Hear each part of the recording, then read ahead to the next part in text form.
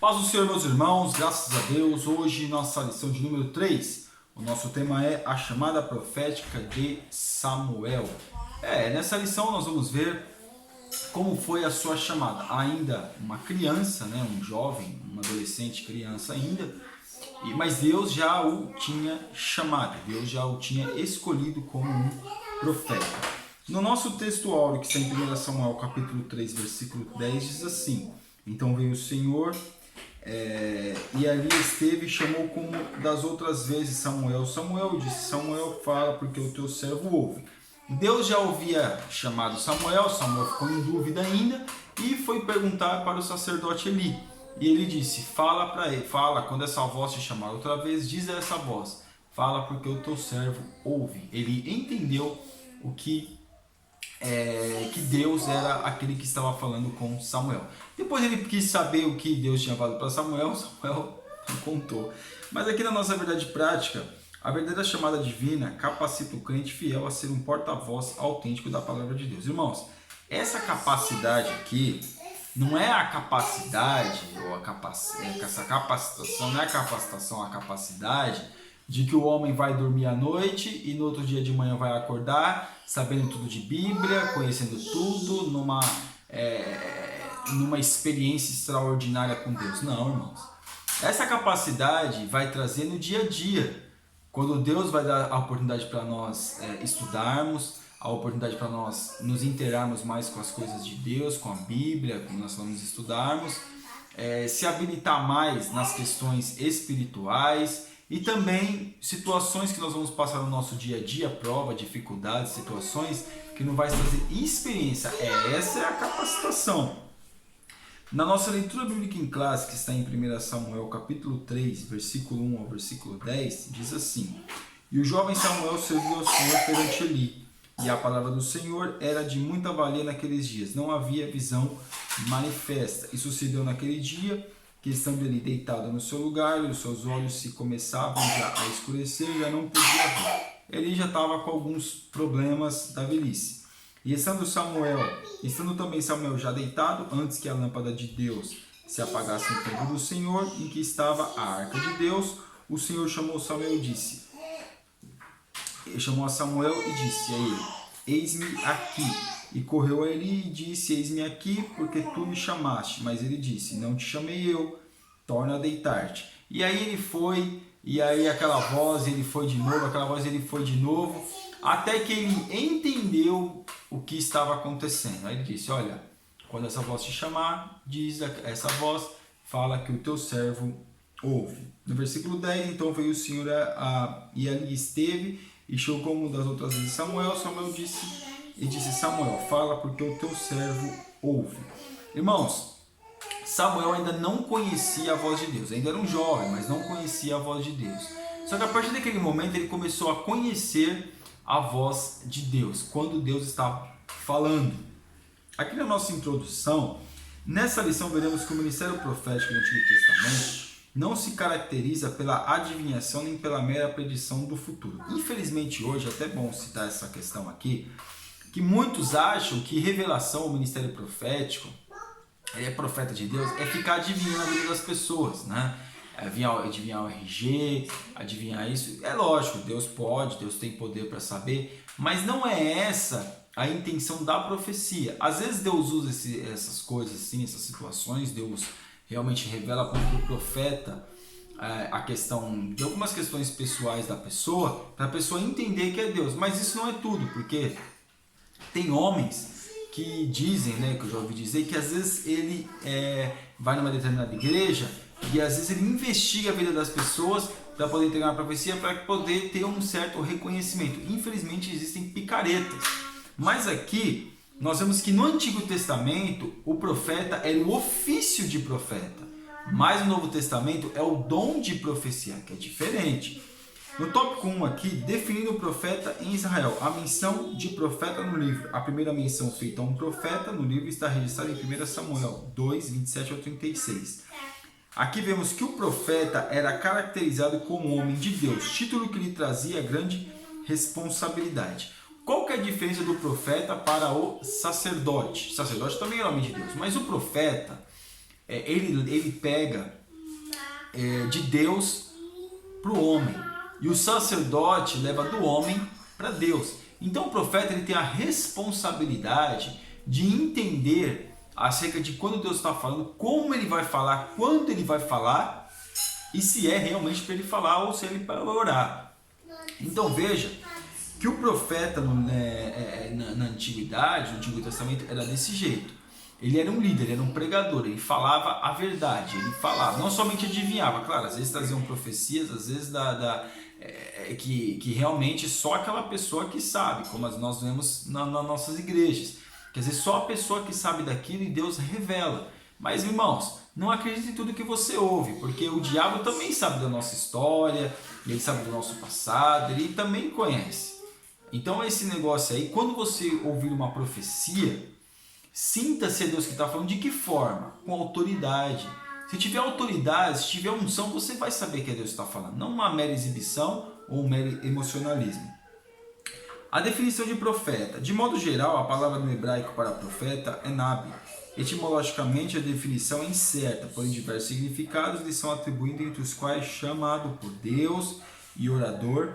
Entretanto, a maioria dos estudiosos trata a palavra profeta com o sentido de porta-voz divino, que é mesmo.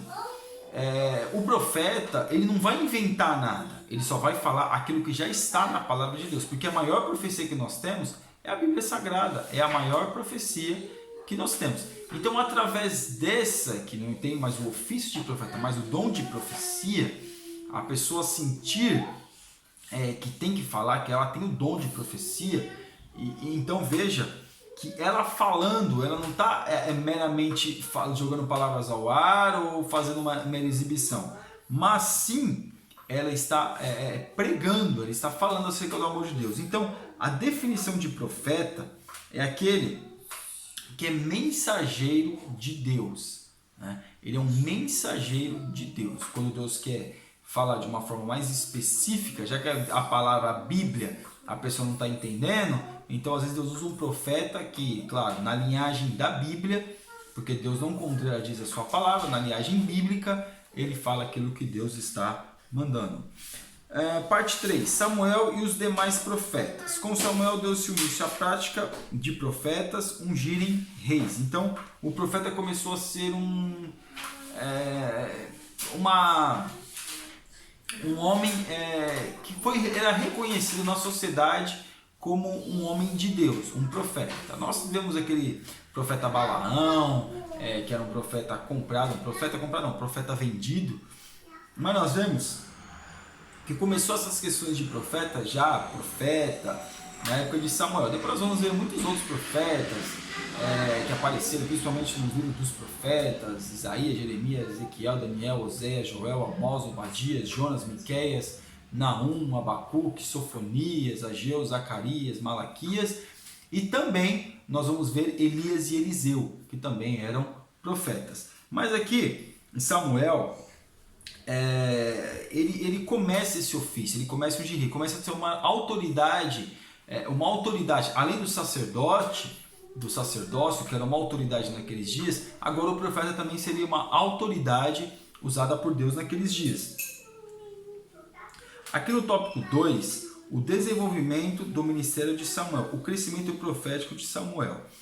Nós vemos também que a história aqui nessa passagem vai dizer, nesse tópico, que os filhos de Eli, era eles, irmãos, eles deveriam ser filhos exemplares, ser homens de Deus, porém, eles pegavam aquilo que eles tinham, a autoridade que eles tinham, pelo fato de ser da tribo de Levi, e também ser filho do sumo sacerdote, usavam fazendo mau uso da possibilidade que Deus deu para eles. O que eles faziam? Se deitavam com as mulheres, era um homem mal falado, e tudo isso. Mas Deus mudou este contexto.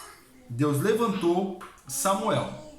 É claro que Samuel via a conduta dos filhos de Eli, e ele via também o que falaram, ele ouvia e via também o que as pessoas falaram dos filhos de Eli. Aí ele tinha duas opções: ou ele vai servir a Deus e ser um homem diferenciado, ou ele vai ser igual aos filhos de Eli, homens devassos. E ele escolheu, claro, ficar com Deus. Porque às vezes a gente vê líderes religiosos que dão maus exemplos e nós queremos seguir eles porque é o nosso bel prazer, mas nós temos que fazer a diferença.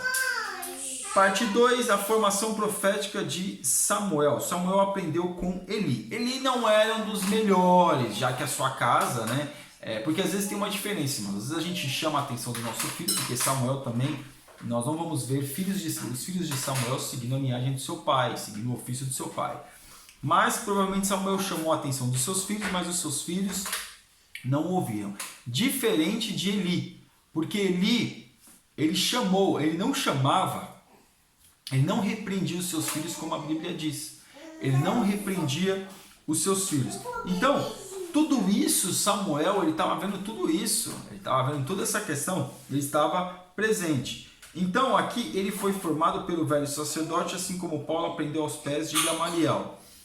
Ele foi um bom professor, com certeza foi um bom professor. Ensinou para Samuel a Torá, que são o Pentateuco, ensinou as leis, ensinou a cultura no sentido de como era feito o sacrifício, como se fosse uma liturgia de culto. Ele ensinou para Samuel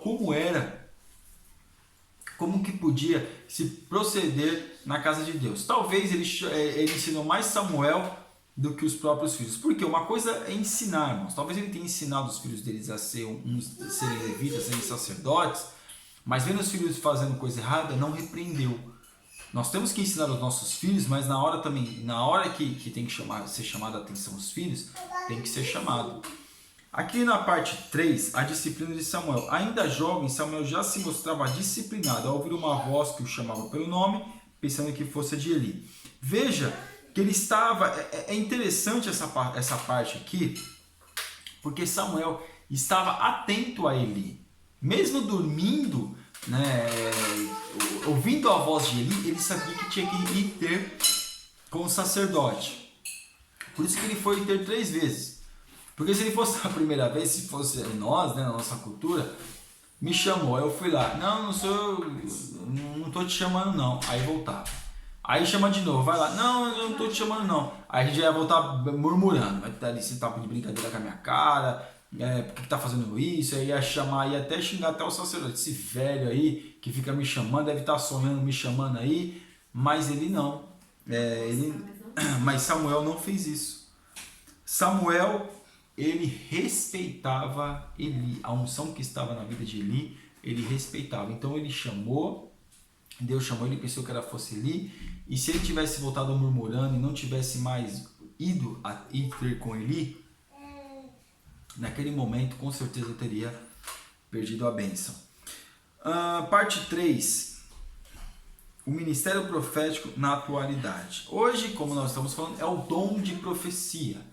A pessoa, porque antigamente era assim, o profeta estava ali, o Espírito Santo descia, usava, né, e depois subia, mas ele tinha um ofício de profeta. Hoje não, hoje é o dom de profecia. É um dom que Deus, por misericórdia, dá.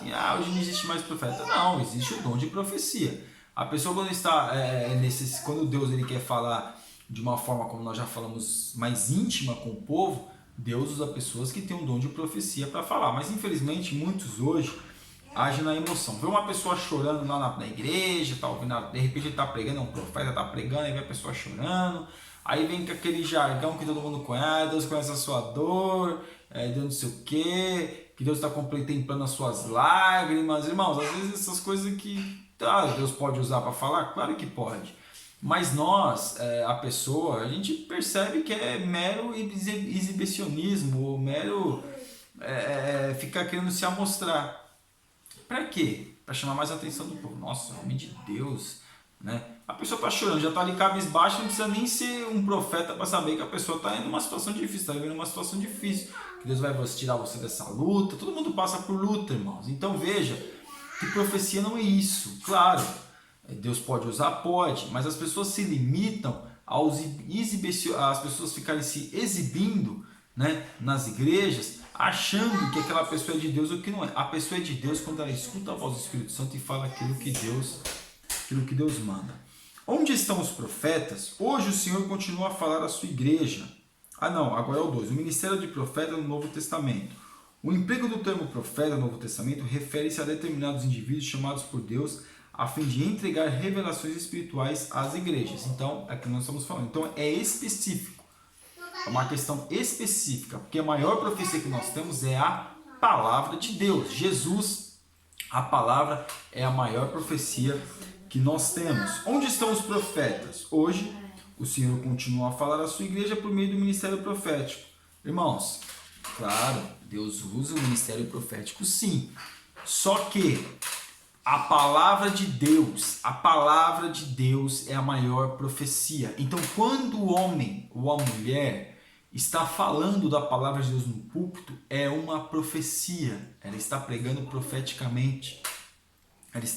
Ele ali no momento é um profeta de Deus que está falando da palavra. Mas ele não tem um dom de profecia, não tem um dom no sentido de ter uma especificação maior. Mas a partir do momento que você e eu, que nós mencionamos a palavra, nós somos profetas de Deus. É a mesma coisa, o dom de línguas, o batismo com o Espírito Santo tem um dom de línguas e tem o batismo com o Espírito Santo. O dom de línguas a pessoa fala em várias línguas. E o batismo com o Espírito Santo só tem um dom de línguas, a pessoa não fala em línguas. A pessoa é batizada com o Espírito Santo, fala uma coisa ou outra, mas muito limitado. É a mesma coisa a profecia. A maior profecia que nós temos é a palavra de Deus. E aqui vamos para a nossa conclusão. Onde estão os crentes usados por Deus para falar extraordinariamente ao seu povo? Nestes últimos dias, precisamos de obreiros fiéis que busquem os dons do Espírito. Entretanto, estejamos vigilantes, como já dissemos. Todo enunciado profético tem de passar necessariamente pelo crivo da Bíblia Sagrada. É aquilo que nós dissemos. É a mesma coisa de ver uma mulher grávida e falar assim que Deus vai dar um filho, um menino ou menina, querer adivinhar o sexo da criança. E vai que não é. Já aconteceu isso, irmãos. Já aconteceu isso, eu já vi isso. Ah, Deus está contemplando o seu varão que está no seu ventre. E nasce uma menina. Então veja que esse tipo de profecia, irmãos, isso é mera adivinhação. A pessoa quer adivinhar. Quem faz isso é cartomante, é horóscopo, é esse tipo de coisa. O profeta tem que falar da palavra de Deus. Se ele revelou a vida da pessoa, e às vezes traz a vida da pessoa à tona, revelada, é para que a pessoa possa mudar a sua conduta. Ou consolar aquela pessoa acerca de uma dificuldade, que às vezes Deus pode usar, olha, eu estou vendo você numa dificuldade, Deus está vendo você, mas você sente a autoridade de Deus, você sente a unção de Deus. Você vê que não é mera línguas estranhas ali, arranjada no momento para poder falar. Você sente a presença de Deus. Então, é diferente. Amém, meus irmãos? Você ainda que não é assinante do nosso canal, está convidadíssimo a assinar. E que Deus te abençoe em nome de Jesus. Fique na paz. Deus abençoe.